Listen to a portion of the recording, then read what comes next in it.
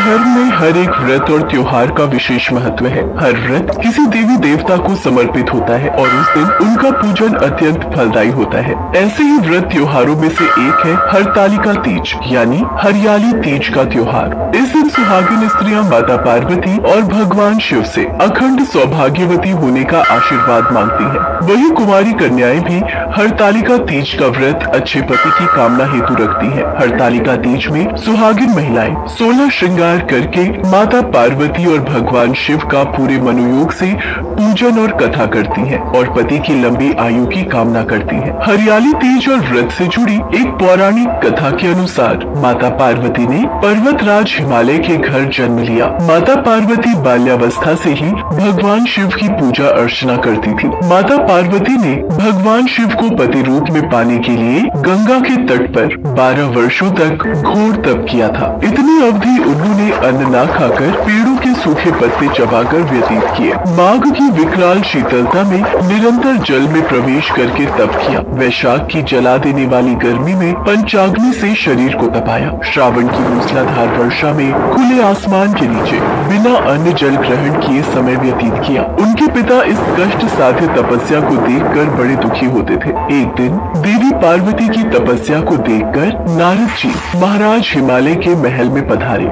नारायण नारायण। प्रणाम देवर्षि नारद, आपका स्वागत है। कहिए, मैं आपकी क्या सेवा कर सकता हूँ? गिरिराज, मैं भगवान विष्णु के भेजने पर यहाँ उपस्थित हुआ हूँ। आपकी कन्या पार्वती ने बड़ा कठोर तप किया है। इससे प्रसन्न होकर मैं आपकी सुपुत्री से विवाह करना चाहते हैं। इस संदर्भ में आपकी राय जानना चाहता हूँ। देवर्षि नारद, आपने तो ये प्रस्ताव सुनाकर मेरी समस्त चिंताएं ही दूर कर दी। यदि स्वयं विष्णु मेरी कन्या का वरण करना चाहते हैं तो भला मुझे क्या आपत्ति हो सकती है? वे तो साक्षात ब्रह्म हैं। हे महर्षि, ये तो हर पिता की इच्छा होती है कि उसकी सुपुत्री सब सुखों को प्राप्त करे। पिता की सार्थकता इसी में है कि पति के घर जाकर उसकी पुत्री पिता के घर से अधिक सुखी रहे। पर्वतराज हिमालय की स्वीकृति पाकर नारद जी विष्णु जी के पास गए और उनसे विवाह के निश्चित होने का समाचार सुनाया। मगर इस विवाह के संबंध की बात जब पार्वती के कानों में पड़ी तो उनके दुख का ठिकाना न रहा। क्या हुआ पार्वती? विष्णु भगवान से विवाह के बारे में सुनकर तुम दुखी क्यों हो गई?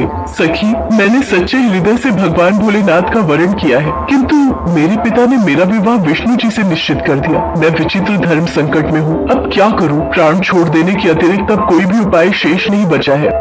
नहीं पार्वती, ऐसी अशुभ बातें मुख से नहीं निकालते। संकट के समय हमें धैर्य से काम लेना चाहिए। नारी के जीवन की सार्थकता इसी में है कि पति रूप में हृदय से जिसे एक बार स्वीकार कर लिया, जीवन पर्यंत उसी से निर्वाह करे। सच्ची आस्था और एक निष्ठा के समक्ष तो ईश्वर को भी समर्पण करना पड़ता है। मैं तुम्हें घनघोर जंगल में ले चलती हूँ, जो साधना स्थली भी हो और जहाँ तुम्हारे पिता तुम्हें खोज भी न पाए। वहीं तुम साधना में लीन हो जाना। मुझे विश्वास है कि ईश्वर अवश्य ही तुम्हारी सहायता करेंगे। अपनी सखी की बात सुनकर देवी पार्वती ने ऐसा ही किया। अपनी पुत्री को घर पर न पाकर पर्वतराज हिमालय बहुत चिंतित हो गए। मेरी पुत्री न जाने कहाँ चली गई है। मैं विष्णु जी से उसका विवाह करने का प्रण कर चुका हूँ। यदि भगवान विष्णु बारात लेकर आ गए और कन्या घर पर न हुई तो बड़ा अपमान होगा। मैं तो कहीं मुँह दिखाने के योग्य भी नहीं रहूंगा। मुझे पार्वती को खोजना ही होगा।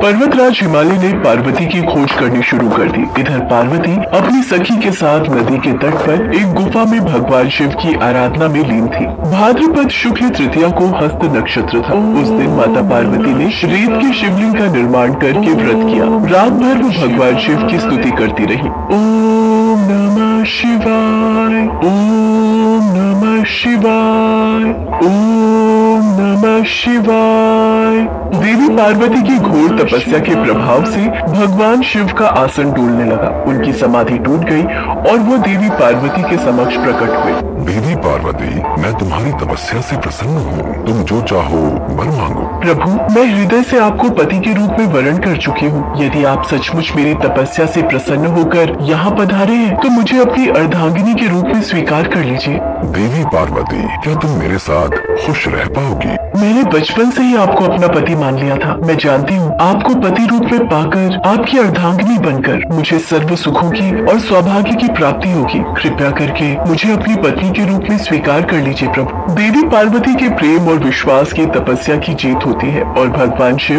उन्हें मनोवांछित वर देकर अंतर ध्यान हो जाते हैं। उसी समय अपने दरबारियों सहित गिरिराज हिमालय देवी पार्वती को खोजते खोजते वहाँ पहुँचते हैं। पुत्री, तुम्हारी ऐसी कठोर तपस्या का क्या कारण है? तुम्हारी ऐसी दशा को देखकर मुझे अत्यधिक दुख और पीड़ा हो रही है। चलो पुत्री, महल वापस चलो। मुझसे तुम्हारी ये दशा देखी नहीं जा रही। पिताश्री, मैंने अपने जीवन का अधिकांश समय कठोर तपस्या में बिताया है। मेरी इस तपस्या का उद्देश्य केवल यही था कि मैं महादेव को पति के रूप में पाना चाहती थी। आज मैं अपनी तपस्या की कसौटी पर खरी उतर चुकी हूँ। आप क्योंकि विष्णु जी से मेरा विवाह करने का निर्णय ले चुके थे, इसलिए मैं अपने आराध्य की खोज में घर छोड़कर चली आई। अब मैं आपके साथ इसी शर्त पर महल वापस जाऊंगी कि आप मेरा विवाह विष्णु जी से न करके महादेव जी से करेंगे। देवी पार्वती के दृढ़ निश्चय को देखकर पर्वतराज हिमालय मान गए और देवी पार्वती को घर ले गए। कुछ समय के पश्चात समस्त विधि विधान से भगवान भोलेनाथ और देवी पार्वती का विवाह संपूर्ण।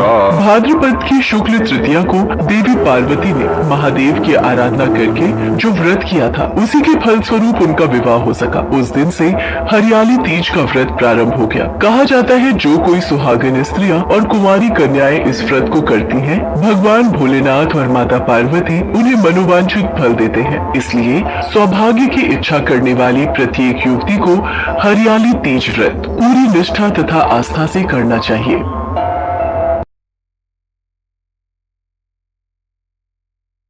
सुनंदा की शादी के बाद पहली हरियाली तीज थी। वो इस त्योहार को लेकर बहुत उत्सुक थी। माँ, कब तक पहुंचना होगा आपका? मैं खाना बनाकर रख लेती। सुनंदा, अकेली आऊंगी बस से।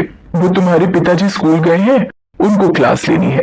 आज स्कूल में बच्चों के एग्जाम है, इसलिए वो नहीं आ पाएंगे। पर तुम तो एक दिन मेरे पास रुक जाना माँ। नहीं बेटा, यहाँ घर अकेला नहीं छोड़ सकती। तुम्हारे पापा पीछे से अकेले परेशान होंगे। मैं शाम की बस से ही वापस चली जाऊंगी। अरे सुनंदा, अगर माँ से चिपक चिपक कर फोन पर बातें खत्म हो गई हो तो कुछ घर के काम भी निपटा ले। घेवर का सामान आया हुआ है। घेवर क्या हरियाली तीज के बाद बनाएगी, जब त्योहार निपट जाएगा? माँ जी बस बनाने ही जा रही थी। वो माँ तीजों का सामान देने आ रही है तो वही पूछ रही थी। सुनंदा घेवर बनाने रसोई में चली जाती है। बेचारी अकेली ढेर सारे घेवर बनाती है। सुनंदा की सास को इसलिए ही सुनंदा से चिढ़ थी कि वो दहेज में ज्यादा बड़ी चीजें नहीं लाई, इसलिए भी वो सुनंदा के पीछे पड़ी रहती थी। सुनंदा की माँ तीजों का सामान लेकर आती है। माँ, कैसी हो तुम? यहाँ बैठो, मैं अभी माँ जी को बुलाती हूँ। माँ जी, माँ आई है, आप आ जाओ बाहर, ड्राइंग रूम में ही है वो। कोई कलेक्टर नहीं आई है जो अपनी नेल पॉलिश लगाना छोड़कर पहले तेरी माँ से मिलूं। आ जाऊंगी थोड़ी देर में बाहर। माँ, वो माँ जी थोड़ा जरूरी काम कर रही हैं। वो कल त्योहार है ना, तो उसकी भी तैयारी करनी है।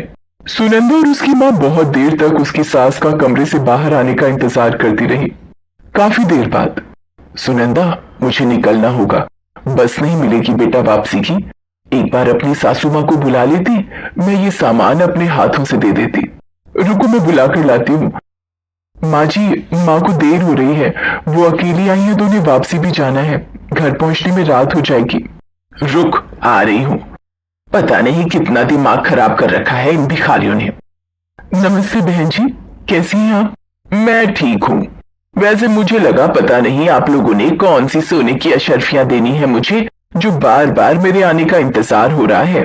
बहन जी, ये कुछ मिठाई, फल, साड़ी और श्रृंगार का सामान लाई थी सुनंदा के लिए, पहली हरियाली तीज का। और ये आपके लिए शगुन का लिफाफा बहन जी। बस 1100 रुपए। वैसे भी आप गरीबों से यही उम्मीद की जा सकती है। पता नहीं हमारी किस्मत खराब थी जो संयम को ये गरीब लड़की से ही प्यार होना था। अरे कुछ तो आप लोग शर्म किया करो। शादी के बाद बेटी की पहली हरियाली तीज है, कोई सोने की एक छोटी अंगूठी ही दे देते। बिल्कुल ही भिखारी पल्ले पड़ गए हैं। बहन जी, सुनंदा की शादी में कर्जा लिया था, उसकी भरपाई कर रहे हैं, इसलिए थोड़ा हाथ खींचा हुआ है। बेचारी सुनंदा की माँ चुपचाप बेटी को समझाकर वापस चली जाती है। सुनंदा उसे कुछ खाने के लिए बोलती रही, पर माँ रोती हुई कुछ न कह सकी। माँ के जाने के बाद सुनंदा रोती हुई अपने कमरे में आ गई।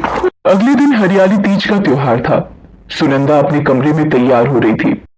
सुनंदा और उसकी सास का उपवास था। सुनंदा तैयार होकर पूजा की तैयारी करने लगी, तभी उसे तेज आवाज आई। अरे, ये आवाज तो माँ जी के कमरे में से आई है। माँ जी क्या हुआ? अरे दरवाजा तो अंदर से बंद है, मुझे खिड़की से जाना होगा। सुनंदा साड़ी और जेवर में थी। बड़ी मुश्किल से वो किसी तरह खिड़की खोलकर कमरे में पहुंची, पर उसके हाथों में रगड़ आ गई थी जिसमें से खून आ रहा था। माँ जी उठिए। अरे ये तो होश में ही नहीं आ रही। बेड पर लिटाती हूँ। सुनंदा अपनी सास को पलंग पर लिटा देती है और कुछ पानी की बूंदें अपनी सास के मुंह पर छिड़कती है। माँ जी अब आप ठीक है? क्या हुआ माँ जी, आप गिर गई थी? रुकिए मैं आपके लिए नींबू पानी बनाकर लाती हूँ। अरे निर्जला उपवास है मेरा बहू। माँ जी कुछ नहीं होता, पहले तबीयत जरूरी है। भगवान भी यही कहते हैं कि मन में श्रद्धा होनी चाहिए। नींबू पानी पी लीजिए, कुछ नहीं होगा। आपको कमजोरी से शायद चक्कर आया था और बीपी लो हो गया होगा। अब ठीक लग रहा है नींबू पानी पीकर? हाँ मैं ठीक हूँ। अरे ये तुम्हारे हाथों पर खरोच कैसी? वो माँ जी दरवाजा अंदर से बंद था तो खिड़की से अंदर आई, तभी शायद। सुनंदा बहू, मेरे लिए ये सब? मैंने कल तुम्हारी माँ का इतना अपमान किया, फिर भी बहू, मुझे तो शर्म से डूब मरना चाहिए। मैं सच में हीरे की कद्र नहीं कर पाई। मुझे माफ कर दो बहू।